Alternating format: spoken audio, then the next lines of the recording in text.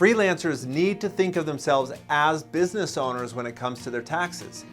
Things are a little bit more complex, and you need to be a little more strategic in thinking through how you're going to approach it so that you don't end up overpaying by thousands and thousands of dollars every single year to the IRS. So here are the 3 most common and most costly mistakes that freelancers make when it comes to taxes. The first mistake is not being proactive.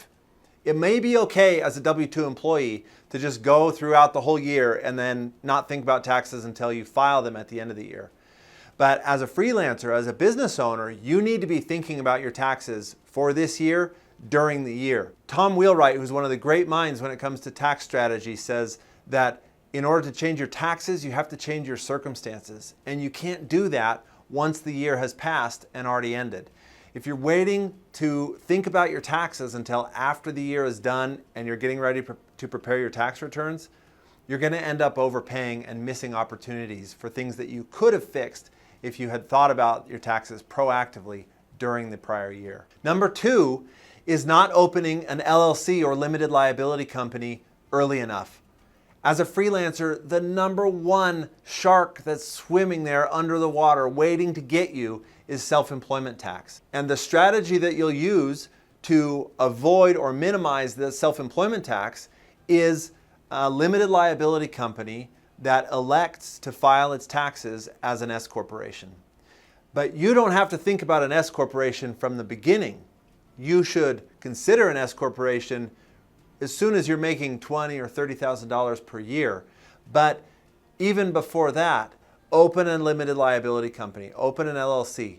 In most states, they're very inexpensive to open, and just having the entity in place doesn't hurt you in any way for taxes, but it gives you options down the road to go back with that company that's already open and elect for it to file as an S corporation. The lack of having a limited liability company open and in place has cost so many freelancers so much money over the years because they get towards the end of the year, start to make some real consistent money, but don't have an entity in place to just make that election as of much earlier in the year and backdate that election. So S Corp is a really critical strategy. You can learn more about it on our website or just looking anywhere on YouTube or Google. It's a key strategy, but you can't have the S corporation until you have the LLC. So just get that LLC open. And then it gives you so many options later down the road if and when you need to turn it into an S corporation. And the third mistake is failing to document and take all the eligible deductions that you can. Any expense that is ordinary and necessary for you to do your job as a freelancer can be deducted.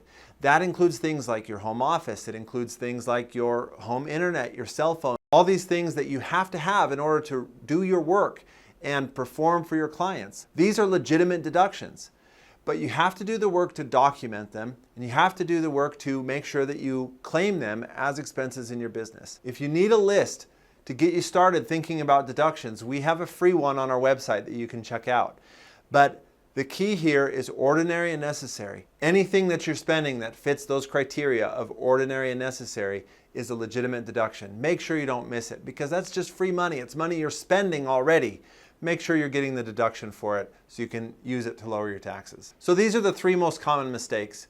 Be proactive, open your LLC, track your deductions. You have to be the owner of your own tax strategy here. Your CPA is never going to be able to understand your situation as well as you do, and honestly, nobody's going to care more than you do. Taxes are not overly complicated. There are a few key principles that you can learn, and if you'll learn those few key principles, you will be able to be in control of your taxes, be in control of your finances, hold your CPA or tax preparer accountable to make sure that they're doing everything that's legally possible for you, and pay the minimum amount of tax possible so that you can keep that money in your own pocket, in your own bank account, and use it to be able to grow your business or cover your own personal expenses. The point is, it's your money. Don't make these common mistakes. Stay in control of your finances. These thousands of dollars of savings every single year add up to a huge amount of money over time. This is how you start to build wealth, by understanding your finances, controlling them, and making sure that you're not paying anything extra in tax beyond what you're absolutely legally required to. If you're interested in learning more about any of these strategies or any other strategies for entrepreneurs and business owners, follow me on Instagram and join our newsletters where every single week we're sending out tips and strategies specifically for entrepreneurs. Thanks.